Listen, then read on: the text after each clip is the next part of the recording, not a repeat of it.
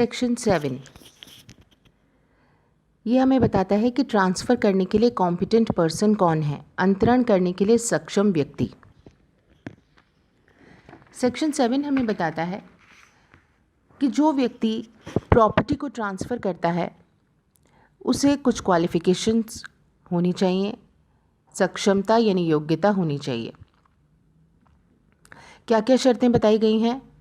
सबसे पहली बात बताई गई है कि क्योंकि ट्रांसफ़र ऑफ प्रॉपर्टी ये एक कॉन्ट्रैक्ट है, प्रॉपर्टी का ट्रांसफ़र करना एक संविदा, एक कॉन्ट्रैक्ट है, तो एक व्यक्ति जो ट्रांसफ़र है वो कॉम्पिटेंट होना चाहिए कि वो कॉन्ट्रैक्ट कर सके, संविदा करने के लिए सक्षम व्यक्ति होना चाहिए। तो संविदा करने के लिए सक्षमता यानी कॉन्ट्रैक्ट करने की एबिलिटी जिस व्यक्ति के पास है वो व्यक्ति ट्रांसफ़र हो सकता है, अंतरणकर्ता हो सकता है। दूसरी बात, जिस प्रॉपर्टी को वो ट्रांसफ़र कर रहा है उस प्रॉपर्टी को ट्रांसफ़र करने के लिए वो कॉम्पिटेंट होना चाहिए या एंटाइटल होना चाहिए। अंतरणकर्ता जिस संपत्ति को अंतरित करना चाहता है उस संपत्ति का ओनर होना चाहिए, स्वामी होना चाहिए, या फिर वो अधिकारिता रखता हो, ऐसी अथॉरिटी उसके पास हो कि वो प्रॉपर्टी का ट्रांसफ़र कर सकता हो। और साथ ही लॉ के जो प्रोविज़न्स बताए गए हैं, एक और कंडीशन क्या बताई गई कि जो लीगल प्रोविज़न्स बताए गए हैं उस लिमिट में, उसी मेथड से प्रॉपर्टी का ट्रांसफ़र किया जा सकता है जो कि लॉ ने परमिसिबल कर रखा है। विधि द्वारा बताए गए तरीके से, विधि द्वारा बताई गई सीमा तक, लिमिट तक, और उसी तरीके से प्रॉपर्टी का ट्रांसफ़र किया जा सकेगा। ये 3 बातें बताई गई। तो सबसे पहली बात बताई गई कि पार्टी कॉम्पिटेंट होनी चाहिए कॉन्ट्रैक्ट करने के लिए, और इसके बारे में हमें कॉन्ट्रैक्ट एक्ट का सेक्शन 11 ये बताता है कि कौन कौन से व्यक्ति कॉम्पिटेंट माने जाएंगे कॉन्ट्रैक्ट करने के लिए। जो व्यक्ति मेजर हो, साउंड माइंड का हो और डिसक्वालीफाई डिक्लेयर नहीं किया गया हो। संविदा करने के लिए वो व्यक्ति सक्षम माना गया है जो वयस्क होना चाहिए, यानी मेजोरिटी, इंडियन मेजोरिटी एक्ट, भारतीय वयस्कता अधिनियम 1875 की धारा 3 के अनुसार वो व्यक्ति 18 साल की उम्र पूरी कर चुका है, तो वो व्यक्ति मेजर कहलाएगा और वो संविदा कर सकता है। फिर बताया गया कि मेंटली, मानसिक रूप से वो व्यक्ति स्वस्थ होना चाहिए, साउंड माइंड का होना चाहिए। स्वस्थ मस्तिष्क वाला व्यक्ति संविदा कर सकता है, जिसके बारे में आपको कॉन्ट्रैक्ट एक्ट का सेक्शन 12 बताता है। साथ ही बताया गया कि not declare disqualified by law, विधि द्वारा अयोग्य नहीं होना चाहिए। अगर किसी कानून के अनुसार उसे डिसक्वालीफाइड डिक्लेयर किया गया है तो वो कॉन्ट्रैक्ट नहीं कर पाएगा।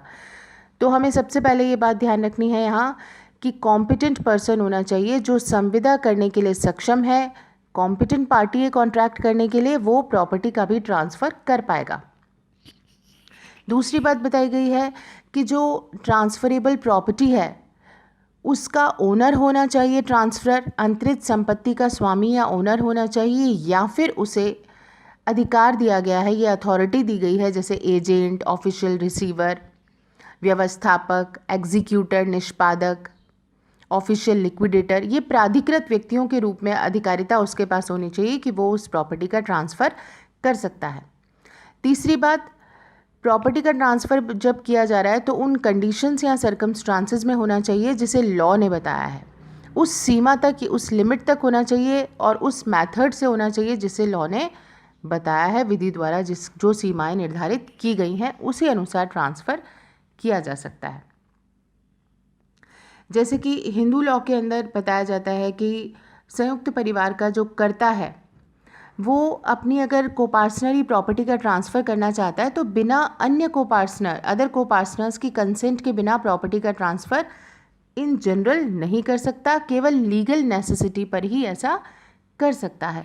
उसे प्रूव करना होता है कि लीगल नेसेसिटी इतनी ज़्यादा थी कि बिना कंसेंट लिए ही उसे प्रॉपर्टी को ट्रांसफ़र करना पड़ा, अदरवाइज़ उसे अदर कोपार्टनर्स की कंसेंट रिक्वायर्ड होती है, तो उसी तरीके से ही प्रॉपर्टी का ट्रांसफ़र किया जा सकता है। ऐसे ही 1956 से पहले हिंदू लॉ में पोजीशन थी कि जो हिंदू विडो है उसे अपने डिसीज्ड हस्बैंड की प्रॉपर्टी पर लिमिटेड राइट होता था। इसका मतलब ये था कि वो प्रॉपर्टी का यूज़ तो कर सकती थी, इस्तेमाल कर सकती थी, पर उसका ट्रांसफ़र नहीं कर सकती थी। केवल एक विडो को एक विशेष परिस्थिति मिली हुई थी, जैसे कि अगर कोई विशेष ही उसे आवश्यकता हो गई, जैसे डॉटर की मैरिज के लिए उसे रकम चाहिए तो वो प्रॉपर्टी का ट्रांसफ़र कर सकती थी, इसके अलावा नहीं कर सकती थी। तो इस तरह से जहाँ जहाँ पे बताया गया है कि लॉ ने अगर कहीं कुछ सीमाएं लगा रखी हैं तो उन सीमाओं के अनुसार, उन लिमिट्स के अनुसार ही आप प्रॉपर्टी का ट्रांसफ़र कर सकते हैं।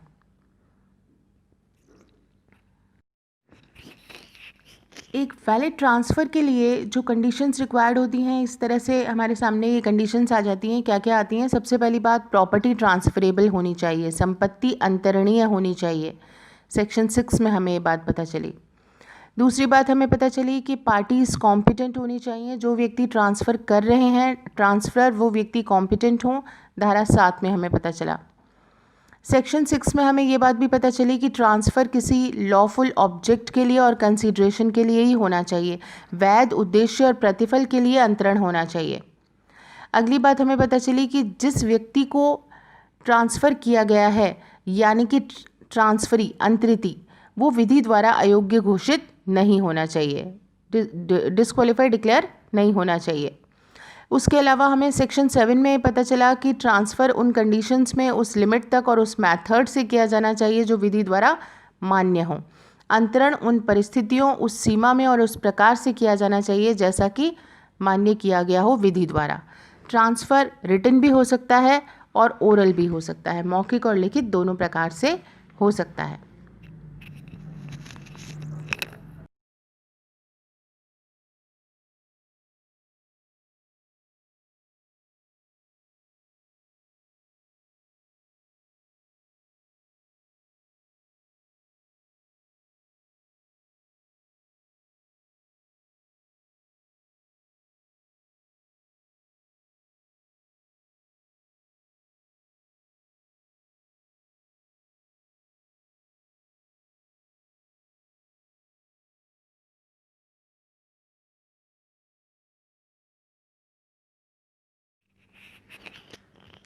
सेक्शन 8 ये बताता है कि ट्रांसफ़र का इफ़ेक्ट क्या होगा, अंतरण का प्रभाव क्या होगा। तो यहाँ ये बताया गया कि अगर कोई व्यक्ति ट्रांसफ़रर किसी प्रॉपर्टी को ट्रांसफ़र करता है तो जो उसके अधिकार हैं उस प्रॉपर्टी पे, उसके इंटरेस्ट हैं, उसके राइट हैं उस प्रॉपर्टी पे, वो सारे राइट ट्रांसफरी के पास चले जाएंगे। प्रॉपर्टी पर जो अधिकार ट्रांसफ़र का है, जब वो प्रॉपर्टी को ट्रांसफ़र करता है तो ये अधिकार किसका हो जाएगा? अंतरिती का, यानी ट्रांसफरी का हो जाएगा। लेकिन अगर कोई कॉन्ट्रेरी इंटेंशन पता लग रही है उस कॉन्ट्रैक्ट से, कहीं कोई बात लिखी गई है, डॉक्यूमेंट में एक्सप्रेस की गई है कि हम लिमिटेड इंटरेस्ट ही ट्रांसफ़र कर रहे हैं ट्रांसफरी को, ऐसा अगर लिखा गया है तो इसका आशय जो है वो ये निकाला जाएगा कि येस, यहाँ पे सीमित हित है। अगर ऐसी कोई बात नहीं लिखी गई, कॉन्ट्रेरी कोई वर्ड्स नहीं है, विपरीत आशय वाले कोई शब्द नहीं है, तो लॉ ये प्रिज्यूम करके चलेगा कि जितने भी राइट ट्रांसफ़र के थे वो सारे उसने कन्वे करके किसको दे दिए? ट्रांसफरी को दे दिए।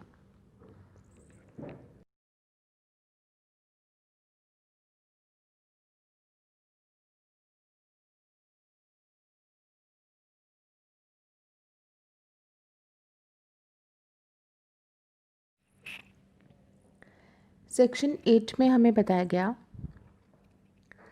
कि ट्रांसफ़र का इफ़ेक्ट क्या होगा, जिसमें हमें बताया गया कि अगर कोई प्रॉपर्टी ट्रांसफ़र हो रही है, कोई लैंड जो है वो ट्रांसफ़र कर रहे हैं हम, तो यानी इसका अर्थ ये हुआ कि उस लैंड के साथ, उस भूमि के साथ अगर जुड़ी हुई जो चीज़ें हैं वो सारी अटैच्ड चीज़ों का भी हमने ट्रांसफ़र कर दिया।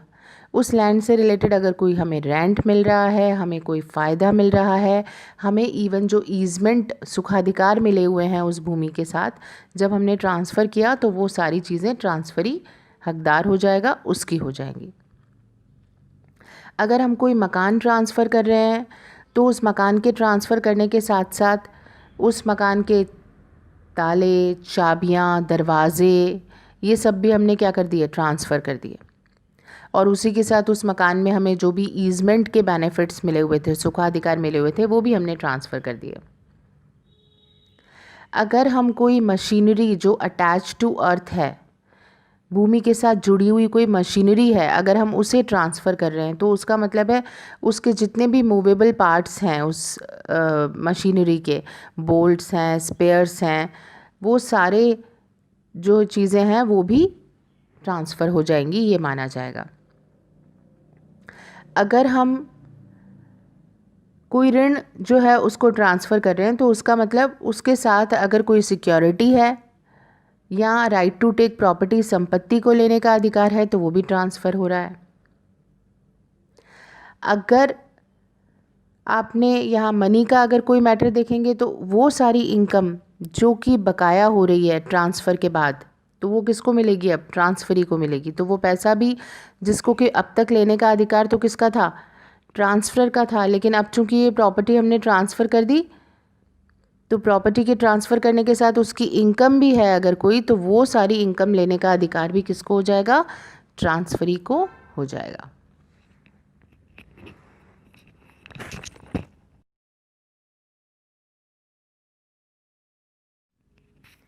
सेक्शन 9 ये हमें बताता है ओरल ट्रांसफ़र के बारे में। क्या किसी प्रॉपर्टी का ट्रांसफ़र ओरली भी किया जा सकता है या नहीं? तो यहाँ ये बताया गया कि येस, प्रॉपर्टी का हम ट्रांसफ़र ओरल अगर करना चाहें तो ये भी पॉसिबल है, लेकिन जहाँ कहीं एक्सप्रेसली रिक्वायर्ड किया है लॉ ने, विधि ने अपेक्षित किया है, अभिव्यक्त रूप से ये बताया है कि यहाँ पे संविदा लिखित होना ही ज़रूरी है, तो वहाँ रिटन होना ज़रूरी होगा, अदरवाइज़ रिटन होना ज़रूरी नहीं है। यानी जहाँ एक्सेप्शन के रूप में बताया गया है कि रिटन कंपलसरी है, वहीं रिटन होना कंपलसरी माना जाएगा, अदरवाइज़ ओरल ट्रांसफ़र भी वैलिड ट्रांसफ़र है। अब ऐसी कौन सी स्थितियाँ हैं जिनमें कि रिटन जो है वो ट्रांसफ़र होना ज़रूरी बताया गया है? इन परिस्थितियों को देख लेते हैं। जैसे कि बताया गया कि अगर इमूवेबल प्रॉपर्टी का गिफ्ट कर रहे हैं, अगर अचल संपत्ति का दान कर रहे हैं, तो ये सेक्शन 123 में इसको रिटन कॉन्ट्रैक्ट के ज़रिए ही किया जा सकेगा। इसी तरीके से अगर इमूवेबल प्रॉपर्टी जिसकी कीमत 100 रुपये या ज़्यादा है, तो सेक्शन 54 टीपी एक्ट कहता है कि रिटन कॉन्ट्रैक्ट के ज़रिए ही हो सकता है। इसी तरीके से अगर कोई लीज़ है जो ईयर टू ईयर या 1 साल से ज़्यादा की है, वार्षिक किराए का आरक्षण करने वाली है, ईयरली रेंट को रिज़र्व करने वाली है, तो सेक्शन 107 जो है उसके अनुसार उसका रिटन होना ज़रूरी है। इसके अलावा सेल ऑफ अ रिवर्जन, प्रत्यावर्तन या फिर इंटेंजिबल प्रॉपर्टी का अगर सेल है तो उसकी कीमत कुछ भी हो, उस पर ध्यान दिए बिना ही ये ध्यान रखना ज़रूरी है कि ऐसी स्थिति में, रिवर्जन की स्थिति में या इंटेंजिबल प्रॉपर्टी अमूर्त संपत्ति के मामले में रिटन कॉन्ट्रैक्ट होना ज़रूरी है, सेक्शन 54। सिंपल मॉर्गेज अगर है तो सेक्शन 59 ये कहता है कि सादा बंधक के मामले में लिखित संविदा चाहिए। और अदर मॉर्गेज, जहाँ पर कि मॉर्गेज की मनी, बंधक धन की राशि 100 रुपये से ज़्यादा की है, तो वहाँ पर भी रिटन कॉन्ट्रैक्ट होगा। अगर एक्सचेंज हो रहा है किसी प्रॉपर्टी का जिसकी कीमत 100 रुपये से ज़्यादा की है, तो भी रिटन कॉन्ट्रैक्ट होगा। और अगर एक्शनेबल क्लेम यानी अनुयोज्य दावों का ट्रांसफ़र किया जा रहा है, अंतरण किया जा रहा है, तो सेक्शन 130 के अकॉर्डिंग ये भी रिटन कॉन्ट्रैक्ट होना ही ज़रूरी है।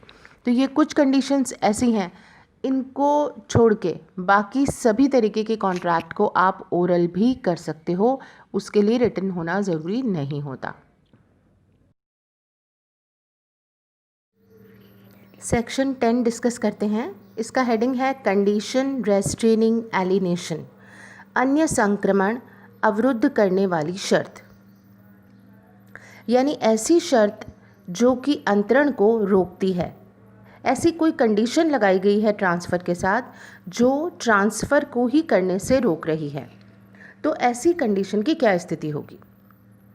इस सेक्शन में ये बताया गया है कि कोई भी ऐसा ट्रांसफ़र किया गया है जिसमें कि ट्रांसफ़र ने ट्रांसफरी पे ये कंडीशन लगाई है कि वो फ्यूचर में इस प्रॉपर्टी को किसी और को ट्रांसफ़र नहीं कर सकता,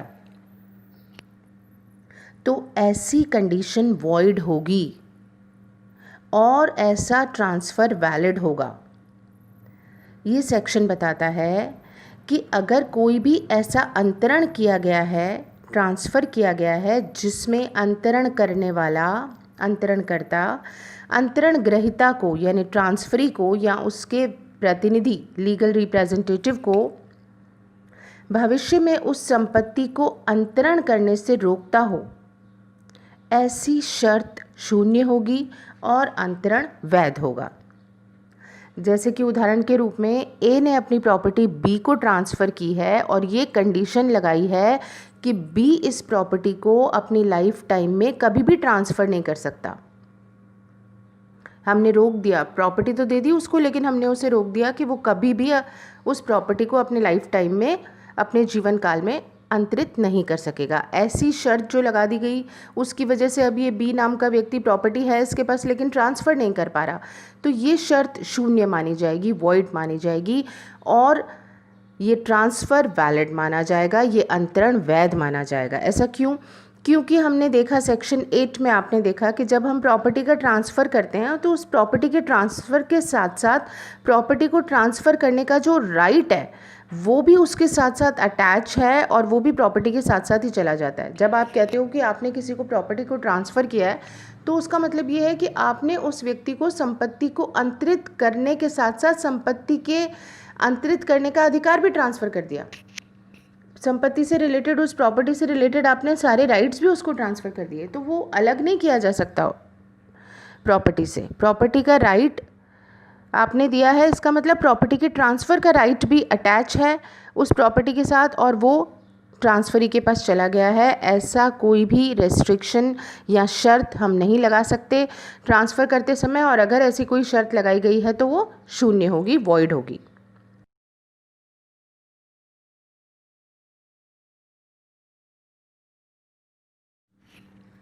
इस सेक्शन में साथ साथ यहाँ हमें ये भी बताया गया है प्रोविज़न्स में, इस एक्ट में भी और कुछ प्रोविज़न्स इस सेक्शन में भी, कि कुछ कंडीशन लगाई जा सकती हैं, कुछ शर्तें लगाई जा सकती हैं ट्रांसफ़र के टाइम पर, और ऐसी कंडीशंस को वैलिड माना गया है। कुछ शर्तें ऐसी हैं जिनको कि हम ट्रांसफ़र करते समय लगा सकते हैं और ये टीपी एक्ट भी रिकॉग्नाइज़ करता है, मान्यता देता है इन शर्त युक्त अंतरणों को, इन कंडीशनल ट्रांसफ़र्स को वैलिड मानता है। ऐसी कौन सी सिचुएशंस होती हैं? तो शर्तें 3 प्रकार की होती हैं, कंडीशंस 3 तरीके की होती हैं। सबसे पहले हम बात करते हैं पूर्ववर्ती शर्त क्या होती है, कंडीशन प्रीसीडेंट क्या होती है। कंडीशन प्रीसीडेंट पूर्ववर्ती यानी पहले लगा दी शर्त, वो ट्रांसफ़र से पहले उस शर्त को पूरा करना पड़ेगा, अदरवाइज़ प्रॉपर्टी का ट्रांसफ़र नहीं होगा। जैसे अगर ये कहा गया कि अगर ए बी से मैरिज कर लेता है तो सी उसे अपनी इमूवेबल प्रॉपर्टी ट्रांसफ़र करेगा। अगर ए ने बी से मैरिज कर ली है तो सी अपनी प्रॉपर्टी ट्रांसफ़र कर देगा यहाँ पर ए को। अब यहाँ जब तक ए बी से मैरिज नहीं कर लेता तब तक उसे प्रॉपर्टी ट्रांसफ़र नहीं होगी। इसका मतलब ये शर्त कौन सी होगी? पहले शर्त पूरी करनी पड़ेगी, फिर प्रॉपर्टी का ट्रांसफ़र होगा। ये क्या कहलाती है? कंडीशन प्रीसीडेंट, पूर्ववर्ती शर्त।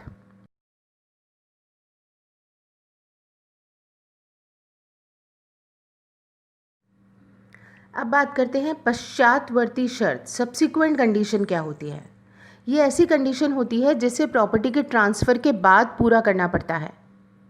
प्रॉपर्टी का ट्रांसफ़र पहले हो जाता है और कंडीशन लेटर ऑन पूरी करनी पड़ती है, और जिसको अगर पूरा नहीं किया गया तो जो प्रॉपर्टी ट्रांसफ़र होती है वो वापस रिवर्ट हो जाती है, यानी ट्रांसफरी से ट्रांसफ़र वापस ले लेता है उस प्रॉपर्टी को। अब इसी में अपन इस इलस्ट्रेशन को देखते हैं। जैसे कि सी पहले अपनी प्रॉपर्टी ए को ट्रांसफ़र करता है और साथ में एक कंडीशन लगाता है कि अगर ए ने 1 साल के अंदर, इस प्रॉपर्टी के ट्रांसफ़र करने से 1 साल के अंदर बी से मैरिज नहीं की तो प्रॉपर्टी वापस सी के पास आ जाएगी।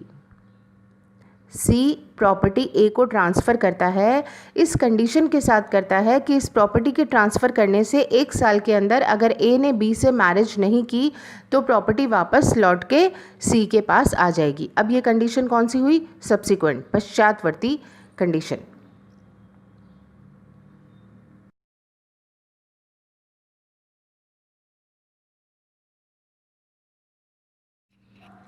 तीसरी कंडीशन आती है समपार्श्विक शर्त यानी कोलेटरल कंडीशन। ये ऐसी कंडीशंस होती हैं जिनको पूरा करने या ना करने पर प्रॉपर्टी का बना रहना या छिन जाना डिपेंड नहीं करता, बल्कि ये ट्रांसफर्ड प्रॉपर्टी के साथ ही अटैच्ड रहती हैं, जुड़ी हुई रहती हैं, जिनको भंग करने पर, जिनको ब्रीच करने पर प्रॉपर्टी को जब्त किया जा सकता है, फोरफीचर किया जा सकता है या फिर ट्रांसफरी को कंपनसेशन देना पड़ता है। वापस देखते हैं, कोलेटरल कंडीशंस ऐसी कंडीशंस होती हैं जो कि प्रॉपर्टी के साथ अटैच होती हैं, जिसको अगर ब्रीच किया गया तो प्रॉपर्टी को फोरफीचर किया जा सकता है या ट्रांसफरी कंपनसेशन के लिए भी लायबल होता है। इन्हें कोलेटरल कंडीशंस कहा जाता है। जैसे अगर लीज पे कोई प्रॉपर्टी का ट्रांसफ़र किया गया है तो लेसी को कहा गया कि आपने जिस पर्पस के लिए लिया है इस प्रॉपर्टी को, आप उसी पर्पस से इसको यूज़ कर सकते हैं और किसी पर्पस में इस प्रॉपर्टी का यूज़ नहीं किया जाएगा, कोलेटरल।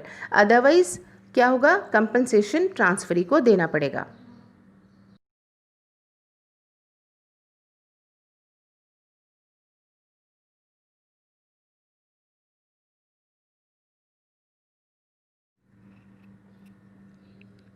हमने कंडीशंस की बात की। अब इन्हीं कंडीशंस से अगर कहीं किसी प्रॉपर्टी, इनमें से कोई कंडीशन के साथ प्रॉपर्टी को ट्रांसफ़र किया गया है तो उसको कहा जाता है शर्त युक्त अंतरण, कंडीशनल ट्रांसफ़र। कंडीशनल ट्रांसफ़र किसे कहेंगे, जहां किसी ट्रांसफ़र में या तो कंडीशन प्रीसिडेंट हो या कंडीशन सब्सिक्वेंट हो या कोई कोलेटरल कंडीशन हो। इनमें से कोई शर्त अगर है तो उसे हम कंडीशनल ट्रांसफ़र या शर्त युक्त अंतरण कहते हैं। और इन कंडीशंस के बेसिस पे जो ट्रांसफ़र होता है वो 3 तरीके का होता है, जिसमें सबसे पहला है जहां शर्त वैध है और अंतरण भी वैध है, जहां कंडीशन भी वैलिड है और ट्रांसफ़र भी वैलिड है। अगर प्रॉपर्टी के ट्रांसफ़र के साथ ऐसी कोई कंडीशन लगाई जाती है जो टीपी एक्ट के अकॉर्डिंग या किसी अदर लॉ के प्रोविजंस के अकॉर्डिंग वॉइड नहीं होती, वो कंडीशन वॉइड नहीं होती, शून्य नहीं होती, तो ऐसा ट्रांसफ़र वैलिड माना जाएगा। जैसे ए अगर अपनी प्रॉपर्टी बी को लाइफ टाइम देता है, उसके जीवन पर्यंत, ए अपनी संपत्ति बी को उसके जीवन पर्यंत यानी लाइफ टाइम तक देता है और सी को एब्सोल्यूटली यानी पूर्ण हित में अंतरित करता है। ए के द्वारा किया गया ये कंडीशनल ट्रांसफ़र वैलिड है क्योंकि बी को लाइफ टाइम के लिए जो प्रॉपर्टी वाली कंडीशन लगाई गई है कि बी को जीवन काल तक के लिए संपत्ति मिलेगी, उसके बाद पूर्ण रूप से सी को जाएगी, इस ट्रांजैक्शन को टीपी एक्ट ने वैलिड बताया है। तो ये कंडीशन भी वैलिड है और ट्रांसफ़र भी वैलिड है। दूसरी बात, जहां कंडीशन तो वॉइड है और ट्रांसफ़र वैलिड है, जहां शर्त शून्य है और अंतरण वैध है, जहां किसी प्रॉपर्टी के ट्रांसफ़र के साथ कोई ऐसी पश्चातवर्ती शर्त सब्सिक्वेंट कंडीशन लगाई जाती है जो टीपी एक्ट के अकॉर्डिंग या किसी अदर लॉ के अकॉर्डिंग वॉइड है, तो उस स्थिति में वो कंडीशन वॉइड होगी, वो शर्त शून्य होगी, लेकिन वो ट्रांसफ़र वैलिड होगा। जैसे कि आपने सेक्शन 10 में देखा है। सेक्शन 10 में हमने बात की कि अगर कोई व्यक्ति प्रॉपर्टी को ट्रांसफ़र करते समय ही ये रोक लगा देता है कि ट्रांसफ़री भविष्य में कोई ट्रांसफ़र नहीं कर पाएगा, तो ऐसी शर्त को शून्य बताया गया। ये सेक्शन 10 में बताई गई कंडीशन तो वॉइड है लेकिन ट्रांसफ़र वैलिड है। इसके बारे में आप आगे सेक्शन 11 और 12 में भी पढ़ेंगे, जहाँ पे शर्तों को शून्य और अंतरण को वैध बताया गया है। तीसरी स्थिति आती है जहां कंडीशन भी वॉइड है और ट्रांसफ़र भी वॉइड है, जहां शर्त भी शून्य है और अंतरण भी शून्य है, जहां किसी प्रॉपर्टी के ट्रांसफ़र के साथ कोई ऐसी पूर्ववर्ती शर्त यानी प्रीसिडेंट कंडीशन लगा दी गई है जो टीपी एक्ट या अदर लॉ के अकॉर्डिंग वॉइड कंडीशन है, शून्य शर्त है, वहां उस शर्त के साथ उस ट्रांसफ़र को भी वो वॉइड बना देगी। जैसे कि हम पढ़ेंगे सेक्शन 25। सेक्शन 25 जो टीपी एक्ट का है, वहाँ पे ऐसी स्थितियाँ बताई गई हैं जहाँ शर्त भी शून्य है और अंतरण भी शून्य है।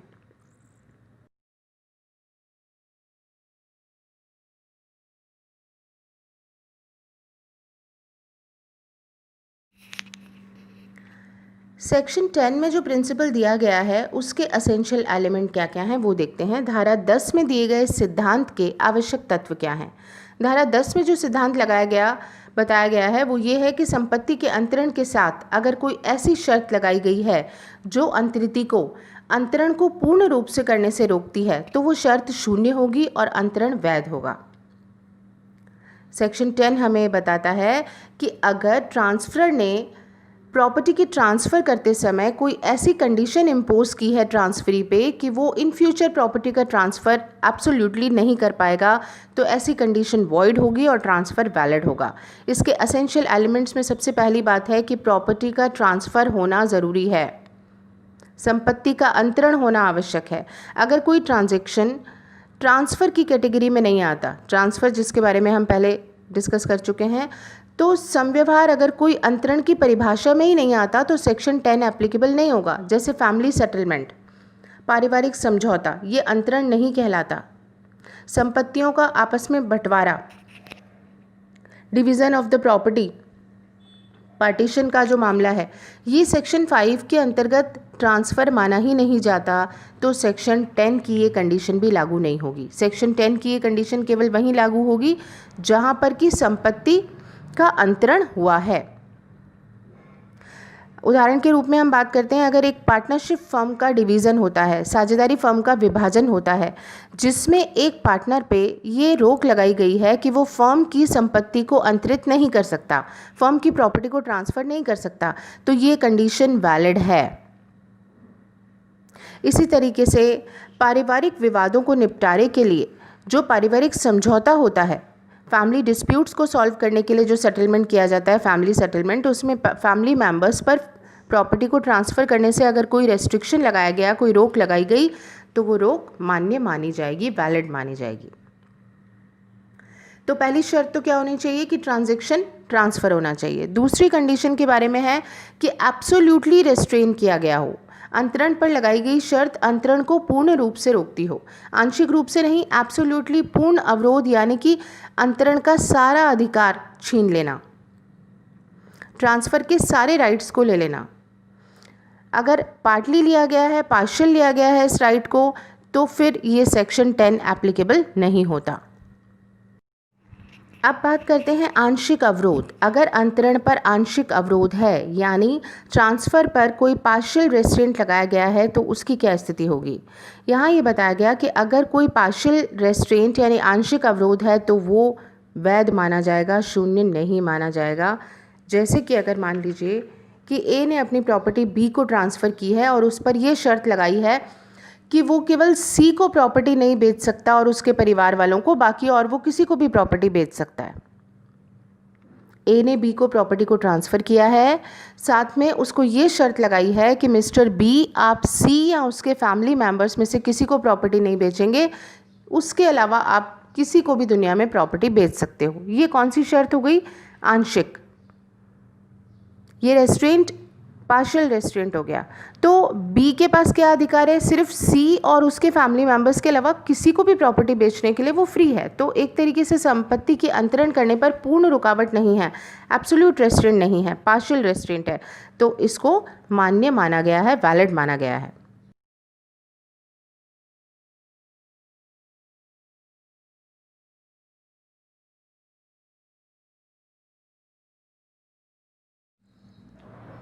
अब बात करते हैं एक्सेप्शंस, अपवादों की। यानी कौन सी ऐसी स्थितियां हैं जो जिनमें कि अगर एब्सोल्यूट रेस्ट्रेंट लगाया भी गया है तो वो वैलिड मान ली जाएंगी। सेक्शन 10 में बताए गए सिद्धांत कि अंतरण के अधिकार पर पूर्ण अवरोध नहीं लगाया जा सकता, इसके कुछ अपवाद हैं। तो उसमें पूर्ण अवरोध भी मान्य है। तो ऐसी कौन कौन सी कंडीशंस हैं जिनमें कि ट्रांसफ़र पर एब्सोल्यूट रेस्ट्रेंट को रिकॉग्नाइज़ किया गया है। सबसे पहली बात है, अगर कोई ट्रांजैक्शन ट्रांसफ़र की कैटेगरी में ही नहीं आता हो। हमने बात की थी जैसे कि पार्टीशन का मामला, फैमिली सेटलमेंट का मामला, जो सेक्शन 5 के अकॉर्डिंग ट्रांसफ़र नहीं है उन पे सेक्शन 10 के प्रोविजंस एप्लीकेबल नहीं होंगे क्योंकि ये ट्रांसफ़र की कैटेगरी में नहीं आते। दूसरी बात, इन केस ऑफ लीज, पट्टे के मामले में अगर लेसर ने लेसी पे किसी प्रकार की कंडीशन लगाई है कि अगर मान लीजिए 10 साल के लिए या 5 साल के लिए लीज़ का कॉन्ट्रैक्ट हुआ है, पट्टे पर ज़मीन दी गई है और यहाँ लेसी को ये कहा गया है कि अगर उसने उपपट्टा किया यानी सब लीज़ की, किसी को दोबारा ज़मीन लीज़ पे दी, तो इसके लिए उसे रोक है, वो नहीं लगा सकता। ऐसा ट्रांसफ़र या सब लीज़ का ट्रांजैक्शन नहीं कर सकता। अगर उसने ऐसा किया तो लेसर के पास राइट होगा, राइट ऑफ री एंट्री, और वो अपनी प्रॉपर्टी ले लेगा। तो ऐसा अगर रोक लगाई गई है, ऐसी शर्त लगाई गई है, तो ये मान्य मानी जाएगी, वैलिड मानी जाएगी। इसके अलावा in case of married women, यहाँ पे ये बताया गया कि अगर प्रॉपर्टी को एलिनेशन करने से रोका गया है, संपत्ति को अंतरण करने से किसी विवाहित महिला को रोका गया है, तो ऐसा ट्रांजैक्शन वैलिड माना जाएगा अगर कि वो जो महिला है, विवाहित स्त्री है, वो किस में आती है, पारसी, ईसाई या यहूदी महिला है। अगर किसी पारसी, किसी ईसाई या यहूदी मैरिड वुमेन के फेवर में हमने प्रॉपर्टी को ट्रांसफ़र किया, उसको ये कहा कि तुम लाइफ टाइम के लिए तो इसको यूज़ कर सकते हो, जीवन पर्यंत तो यूज़ कर सकते हो, लेकिन उसके बाद आप इस संपत्ति को अंतरित जीवन काल में, या आपको आगे इस संपत्ति को अंतरित करने का अधिकार नहीं दिया गया है। तो जब हम उसे रोक रहे हैं कि फ्यूचर में वो प्रॉपर्टी को कभी भी ट्रांसफ़र नहीं कर सकती, उसकी संपत्ति को अंतरित करने के अधिकार को रोक रहे हैं, तो ऐसा हम कर सकते हैं अगर कि वो विवाहित महिला पारसी, ईसाई या यहूदी है। लेकिन वो ना हिंदू होनी चाहिए, ना बुद्ध होनी चाहिए, ना मुस्लिम होनी चाहिए। उनके ऊपर इस तरीके का रेस्ट्रिक्शन नहीं लगाया जा सकेगा। ऐसा इसलिए है, इन महिलाओं को, हिंदू, मुस्लिम और बौद्ध को यहाँ से बाहर इसलिए रखा गया क्योंकि हिंदू मुस्लिम के बारे में जो पर्सनल लॉज हैं उनमें मैरिड वुमेन के राइट्स और ड्यूटीज़ को सेपरेट प्रोविजंस के थ्रू बताया गया। तो चूंकि हमारा टीपी एक्ट भी इंग्लिश लॉ पर बेस्ड है, तो कंट्राडिक्शंस नहीं हो, इसीलिए जब इस अधिनियम को बनाया गया होगा तो उस समय पे इन प्रावधानों में से हिंदू, मुस्लिम, बौद्ध, इन फीमेल्स को बाहर निकाल के अलग रख के बात की गई है, क्योंकि उनके बारे में सेपरेट लॉज हैं, पर्सनल लॉज, और उसमें प्रोविजंस दिए गए हैं।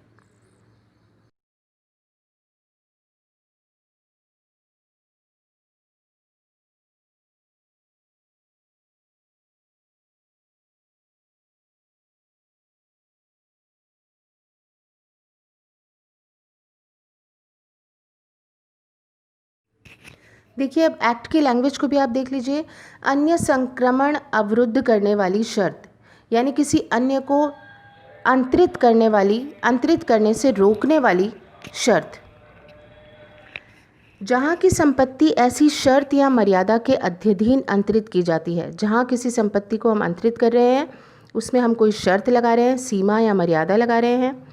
जो सीमा क्या कहती है, जो अंतरित या उसके अधीन दावा करने वाले व्यक्ति को, या तो ट्रांसफरी को या उसके जो लीगल रिप्रेजेंटेटिव हैं जो उसकी तरफ से बात कर सकते हैं, उन व्यक्तियों को संपत्ति में अपने हित को अलग करने या व्ययनित करने से आत्यंतिकतः अवरुद्ध करती है। प्रॉपर्टी में जो उनका इंटरेस्ट है, हित है, उस संपत्ति को अपने आप से अलग करने, यानी प्रॉपर्टी को ट्रांसफ़र करने या डिस्पोज ऑफ करने, व्ययनित करने से आत्यंतिकतः अवरुद्ध करती है, एब्सोल्युटली उसे रोकती है। वहाँ ऐसी कोई शर्त अगर होगी तो क्या होगा, वहाँ ऐसी शर्त या मर्यादा शून्य है, वहाँ ऐसी कंडीशन को क्या बता दिया, शून्य बता दिया। सिवाय, अब ये एक्सेप्शन बता दिए, ऐसे पट्टे की दशा में जिसमें कि वह शर्त पट्टाकर्ता या उसके अधीन दावेदारों के फ़ायदे के लिए हो। अगर ऐसी कोई शर्त लगाई गई है पट्टे के संविदा में, लीज़ के कॉन्ट्रैक्ट में, जो लेसर या उसके एलार्स के लिए फ़ायदेमंद है, ऐसी शर्त लगाई जा सकती है एब्सोल्युटली रेस्ट्रेंट की। परंतु संपत्ति किसी स्त्री को या उसके फ़ायदे के लिए इस प्रकार अंतरित की जा सकेगी कि उसे अपनी विवाहित स्थिति के दौरान उस संपत्ति को या उसमें के अपने लाभप्रद हित को अंतरित या भारित करने की शक्ति नहीं होगी। साथ में इसने दूसरा एक्सेप्शन क्या बताया, किसी महिला स्त्री को हम उसके फ़ायदे के लिए प्रॉपर्टी का ट्रांसफ़र कर सकते हैं, उसकी मैरिटल स्टेटस के दौरान, जबकि वो विवाहित है उस दौरान कर सकते हैं, और हम ये कह सकते हैं कि आपको इस संपत्ति को इन फ्यूचर ट्रांसफ़र करने की अधिकारिता नहीं है। यानी उसको भी हम रोक रहे हैं कि संपत्ति को आप अंतरित नहीं कर सकते। लेकिन ये महिला कौन सी होनी चाहिए, हिंदू नहीं होनी चाहिए, मुस्लिम नहीं होनी चाहिए और बौद्ध नहीं होनी चाहिए। एक्ट की लैंग्वेज देख लेते हैं। आपने सेक्शन के कंसेप्ट को पढ़ लिया है, तो आई होप कि आपको इसकी लैंग्वेज समझ आ रही होगी। देखिए, सेक्शन 10 कंडीशन रेस्ट्रेनिंग एलिनेशन, ऐसी कंडीशन, ऐसी शर्त जो एलिनेशन यानी ट्रांसफ़र को ही रोकती हो। When property is transferred, subject to a condition और लिमिटेशन, जहाँ प्रॉपर्टी को ट्रांसफ़र किया गया है इस शर्त के साथ, इस कंडीशन के साथ या लिमिटेशन सीमा के साथ कि एब्सोल्युटली रेस्ट्रेनिंग द ट्रांसफरी, वो शर्त क्या कर रही है, पूरी तरीके से एब्सोल्युटली रेस्ट्रेन कर रही है ट्रांसफरी को, और any other person claiming under him, या उसकी तरफ से क्लेम करने वाले किसी व्यक्ति को रेस्ट्रेन कर रही है। किस बात से, फ्रॉम पार्टिंग विथ और disposing of his interest in the property, कि वो व्यक्ति यानी कि ट्रांसफरी और जो पर्सन्स जो क्लेम करने वाले हैं उसके बिहाफ पे वो प्रॉपर्टी में अपने इंटरेस्ट को डिस्पोज ऑफ नहीं कर सकते या उसको अलग नहीं कर सकते, पार्टिंग विथ नहीं कर सकते। द कंडीशन और लिमिटेशन इज़ वॉइड, ऐसी कंडीशन वॉइड होगी except in the case of, अब अपवाद बता दिए, एक्सेप्शनल, जहाँ ये एब्सोल्यूट एलिनेशन को रोकने वाली कंडीशन वॉइड नहीं होगी, except in the case of a lease where the condition is for the benefit of the lessor और दोज क्लेमिंग अंडर हिम, जहाँ पर कि लीज में ऐसी कंडीशन लगाई गई है जो लेसर या उसके लिए जो बात करने वाले व्यक्ति हैं, क्लेम करने वाले हैं, उनके फ़ायदे के लिए है, तो ऐसी कंडीशन हम लगा सकते हैं। प्रोवाइडेड दैट प्रॉपर्टी में बी ट्रांसफ़र टू और for the benefit of A women, दूसरा अपवाद बता दिया कि प्रॉपर्टी ट्रांसफ़र की जा सकती है किसी महिला के फ़ायदे के लिए, so that she shall not have power during her marriage to transfer और चार्ज द सेम और हर बेनिफिशियल इंटरेस्ट देयरिन। हम उसको ट्रांसफ़र तो कर रहे हैं लेकिन हम ये कह रहे हैं कि आप उस प्रॉपर्टी को ट्रांसफ़र नहीं कर पाओगे, वो विवाहित महिला आगे प्रॉपर्टी को ट्रांसफ़र या चार्ज नहीं कर पाएगी, जो उसको हित दिया गया है वो उसको आगे नहीं दे पाएगी।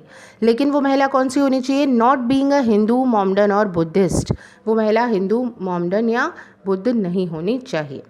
तो इस सेक्शन 10 में हमें कंडीशन बताई गई, ट्रांसफ़र करते समय अगर लगाई गई है तो ऐसे ट्रांसफ़र की पोजीशन क्या होगी और इसके एक्सेप्शंस।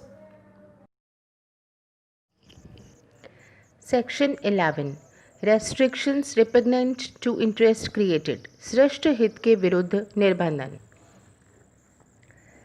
सेक्शन 11 हमें रेस्ट्रिक्शंस के बारे में बताता है कि जब किसी व्यक्ति को प्रॉपर्टी का ट्रांसफ़र किया जाता है तो उसके साथ साथ हम उसके ऊपर ये कंडीशन भी लगा देते हैं, उसको रोक देते हैं कि आप इस संपत्ति का इस्तेमाल हमारे अकॉर्डिंग ही करोगे, हम जैसे आपको इंस्ट्रक्शंस दे रहे हैं आप उसी पर्टिकुलर मैनर से, उसी तरीके से उस प्रॉपर्टी को यूज़ करोगे। ऐसा कोई रेस्ट्रिक्शन अगर लगाया गया है तो उस रेस्ट्रिक्शन की पोजीशन क्या होगी, वो रेस्ट्रिक्शन वॉइड होगा, शून्य होगा। यहाँ हमें ये देखना है कि किसी प्रॉपर्टी का ट्रांसफ़र जब किया जा रहा है तो क्या वो एब्सोल्युटली किया गया है या नहीं, क्या पूर्ण हित का अंतरण किया गया है या नहीं। अगर प्रॉपर्टी का ट्रांसफ़र ट्रांसफरी के फेवर में एब्सोल्युटली किया गया है, पूर्ण हित का अंतरण किया गया है, और साथ ही ट्रांसफ़र उस पर ये कंडीशन लगाता है कि ट्रांसफरी ऐसी प्रॉपर्टी का यूज़ किसी पर्टिकुलर मैनर के अकॉर्डिंग ही करेगा, तो वहाँ पर ट्रांसफरी बेटर टाइटल प्राप्त कर लेगा, संपत्ति के हित को प्राप्त कर लेगा और इस तरह से यूज़ करेगा उस प्रॉपर्टी को जैसे कोई कंडीशन लगाई नहीं गई थी। यानी कि वो जो कंडीशन लगाई गई यूज़ करने की, प्रयोग करने की, उपभोग करने की, वो शर्त क्या होगी, शून्य होगी। ऐसा प्रतिबंध नहीं माना जाएगा, वॉइड माना जाएगा। जैसे अगर ए बी को मकान का ट्रांसफ़र करता है और उससे कहता है कि सिर्फ तुम मिस्टर बी आप इस मकान में रह सकते हो और कोई आपके साथ आपकी फैमिली मेम्बर नहीं रह सकता, तो ये कंडीशन लगा दी उस मकान को इस्तेमाल करने के लिए हमने ट्रांसफरी के ऊपर। ऐसी कंडीशन क्या होगी, वॉइड होगी, शून्य होगी और ट्रांसफ़र वैलिड माना जाएगा। लेकिन इसके लिए हमें क्या ध्यान रखना है कि जो हित अंतरित हो रहा है, ट्रांसफ़र जो किया जा रहा है प्रॉपर्टी में इंटरेस्ट को, वो एब्सोल्यूट होना चाहिए, पूर्ण हित होना चाहिए।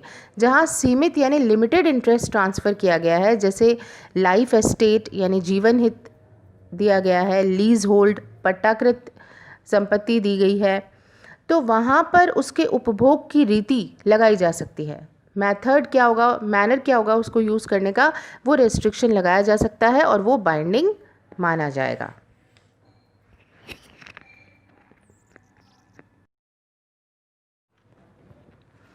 सेक्शन 10 और 11 में डिफरेंस देखते हैं।